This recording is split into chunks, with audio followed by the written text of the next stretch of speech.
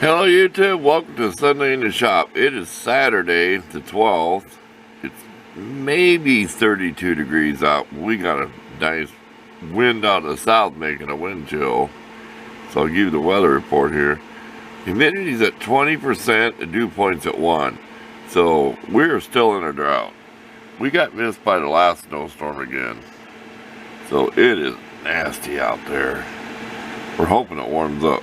There's our cardboard little mock up there.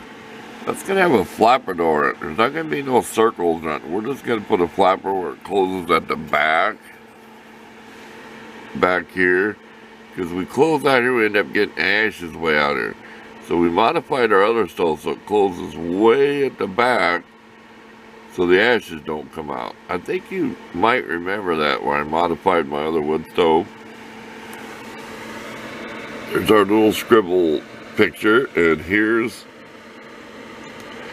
two pieces I made. This is cut with my rotary tool, 1.5 inch disc. And what I've been doing is I've been measuring extra, and I've been cutting right down the center of the mark. And that leaves me about 30 seconds of an inch extra. And we'll take our disc sander and run this through. Well, the door, what we did was, we got carried away. We had our door shoved this way too far because the way those hinges were. We ground a bunch off with the belt sander, right there. Then we had to square it up again with this box with the disc sander. You've all seen this. I used to have this box with the filter in it. It does work, and I still wear a mask. I need to change and get a new one.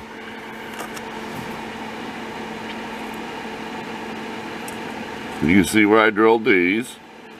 I wanted to mention that to everybody. When you put a variable speed on a drill, you will lose torque at a low speed. I could stop that drill by just pulling the bit down too tight. So that's the only reason I was hanging on to that piece. Don't do as I do. Do at your own risk. There's your disclaimer. I want to kind of show some of the tools this Sunday of what I've been using. But you've seen most of them. Like my little ruler, I use that all the time. And I have a big one for drawing out plans. You've seen about every tool that I use. So, no use showing them. Of course, you see me using that all the time. I'll hold pieces with this when I am cutting them. So, you kind of got to get carried away in your thinking there. Shortening a piece isn't so bad. Say you want to cut some off like that. Well, you don't want to be over hitting anything, but it is kind of hard to do. Well, I'll have my filter box setting here so the sparks go that way. Even if I have to kind of angle that. So I want to catch as much dust as I can. I don't want that stuff in the air. That's what ruined my other little heater. It had that stuff packed in there and it gummed up the motor. So we learned the hard way. But anyway, we've got our new that little tower heater. Let's pan over here. And that thing just cooking on high. Believe me, it is hot. Oh, that is hot on your face. And I've got this set where it only comes on just enough to keep my feet warm and my legs warm. And I can oscillate it back and forth. So, let's pause and see what we can show you next. We'll think of something here besides just the stove. We wanted to give you updates though on it. What we've been doing though in the shop. That way if somebody that hasn't watched the videos and go back and watch the stove videos. Okay, let's show this sample again after we ground on it. It does look more silver than brass. And I'm sure I'm finally right. This has nickel, but no silver. I don't know. When you get on all the reviews out there and you look on the internet, and it's a rod that I haven't found any other videos on YouTube. But this heats up so quick that you can melt it real easy. When you start melting on this, okay, this frame sucks in so much heat that you can't braze to that tin like you think you can with that little small torch. So that's the way it goes. Here it melted the rod really quick. Okay, you gotta figure this is red hot, ready to melt. It didn't warp much. I just hammered this out just to scrap off the tank. You know, it was round before. I said, you start doing that, there's some pinholes, but you can tell it is brass colored instead of silver. I will show the defects. But this is so. We're going to quit on the top. We're just going to put up with that. I'd rather had regular angle iron, because you know that stuff's hard to work with.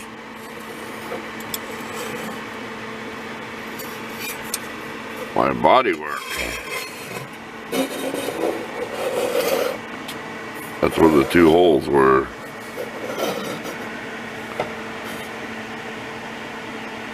But you can't see this. It's on the stand, you can't see. But I just wanted to practice, you know. I may be working on something I might want to build, and it had a problem somewhere, and you can't put Bondo on a wood stove or JB weld. So, you know, just in case I had a problem with something, I could probably get away with as much work as I did there to where no one's going to notice it. I know I got that problem getting too close. I work up so close that right now I'm only a foot away from there. I could actually stick a ruler down there and show you, but it's about a foot.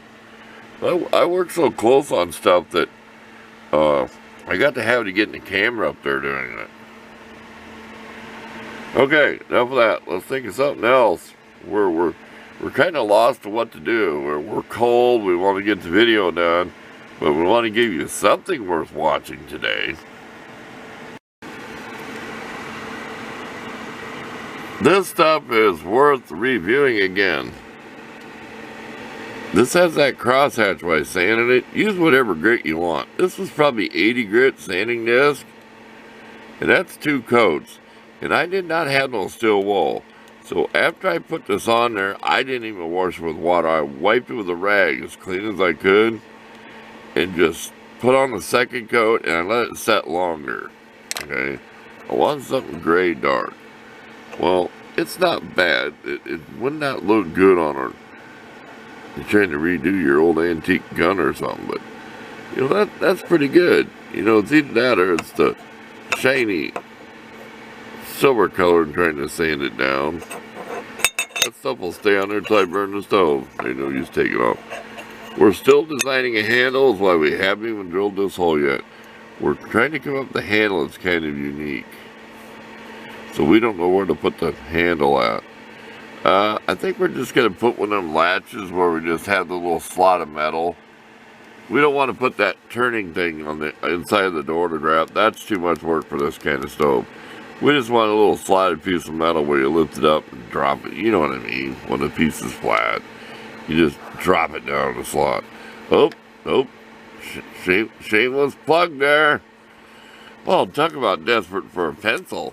Oh, I done this with a utility knife. Okay, not bragging. I did this with my utility knife and some sandpaper, right?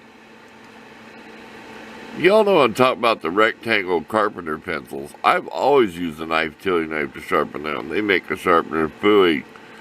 I was taught by an old guy how to take a knife and sharpen those square rectangle carpenter pencils to where the lead is just the way you want it. That's not bad. A little bit of sanding. And I don't want a long tapered point. Back off. There. Oh, I oiled this. That's just some penetrating spray after I cleaned it. So it'll get dull again. It's just pretty for today. But yeah. See what you can do with just a pocket knife, some sandpaper. Does anybody remember that time I did that pencil? I had the lead sticking out like this far. I shaved that much wood off of one of my sharp lock blade knives that I had like 2 inches of lead sticking out just to practice doing it without breaking the lead off. You're gonna do it. You get all the way to like snap. It just takes don't touch the lead, barely get, I mean, when you carve these, leave a little bit of wood that you have to sand off with the sandpaper. It's kind of stubby point. Can I get up here? Close. It's kind of a stubby point. I'd rather have a fat piece of lead drawing. Like that, see? I'd rather have a fat piece of lead. There. Than a fine point. Because the fine point is just going to snap off anyway. So there's that stuff. I'm real happy with this. Is it going to last as long as a bottle of the liquid? I do not know. And there is no size on this tube. Being as honest as I can be, I looked and I looked. I can pan up and down it. I did not find any size on this. This is just your benefit, and I do not get paid to show you this stuff. There's no size. You ask them why. Or on the tube. So much for that. Let's think of something else here. Little pieces of wire, and I hang my stuff up. Can you believe that fell right in front of us? I gotta redo it. I'll go ahead and fix that. Wow. Right on camera. We'll show everybody our drill press again, then we're gonna get out of here. Like I said, I have that video with that set screws in there to keep this from wobbling.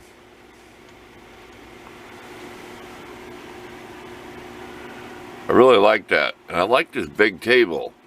If you've seen this before, that weird little table and had like an angle built for laying pipe in, it's somewhere off in the shop. I hate to lose it, but if I see it again on the floor, I'll put it up on a shelf, like on the back of a shelf where I never see it again. Because I don't want it. There's my speed control, and I always say that you'll lose torque using that stuff. So people buy them for a router, and they're probably disappointed because they slow it down and then you lose it. But yeah, I've had people ask me how I do them. I'm not going to tell anybody how I did the mod. There's a video out there that shows why the guy drilled a hole. But let's just say I had to get inside of there and put resistors in there to what I wanted. And I finally got the full motion of it. So we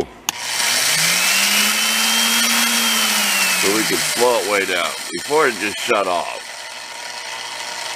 Be careful, don't run electric motor too slow like this too much.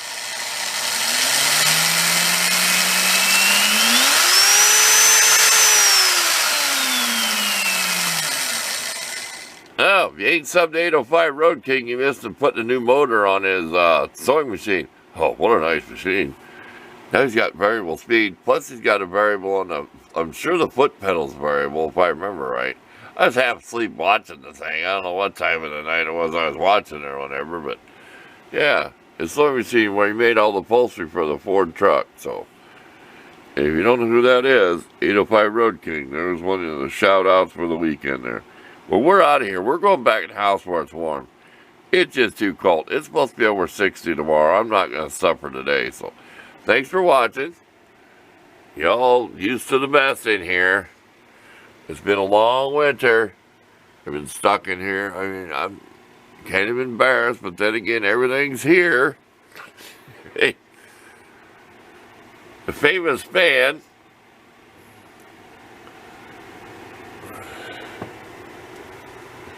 This is my little cramped work area, but it works. I am thankful. Believe me, I am thankful for what I have. It's terrible how I shucked out the flex shaft for that twice. I'm getting used to using it without it. That is a monster. You grab onto this thing, man, it is. Look how big that thing is. But you talk, and did I show that where I had to lock that in there and take it apart? And it's on my Variac because it wouldn't stay clicked on high. Or on, say you want to adjust the speed almost to too high, You'd click the higher, click back down, or you'd bump it. It's just a cheap knob in there. I took it apart, and there was the little writing piece of tape was getting caught in there and stuff. But I used my Variac. Those of you who don't know what one it is. There.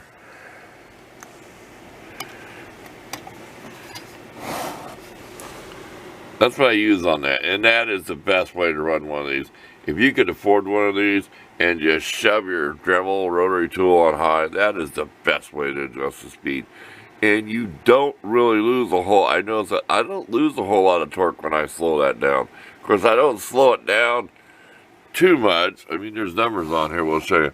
We'll run about 75, 80 volts. I always call it miles per hour in my mind. You know what I mean? And cutter disc is about 75 mile an hour. Sanding drum's about 60, 65. You know, it's just easy to remember instead of volts. That's what I call it. How many miles per hour we're spinning that thing? Okay, we're out of here. We're gone. We had enough. Thanks for watching.